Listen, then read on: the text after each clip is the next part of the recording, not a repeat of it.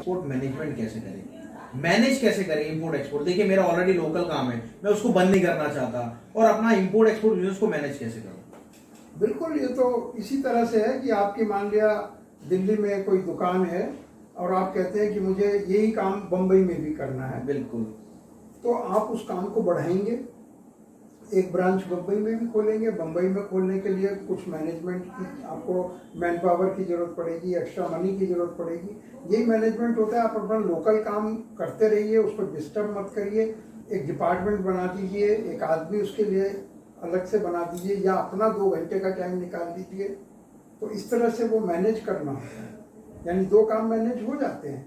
आपका जो ओरिजिनल काम है उसको आप ऑटो पायलट पर डालिए कि कम से कम आपको उसमें समय देना पड़े, और जो बचा हुआ समय है 1 या 2 घंटे भी बहुत हैं एक्सपोर्ट इंपोर्ट के लिए। जब आपको वो ज़्यादा डिमांड होती है, उसमें ज़्यादा प्रॉफिट लग रहा है, तो उसके लिए आप मैनेजर अपॉइंट कर दें। बहुत ईजी है।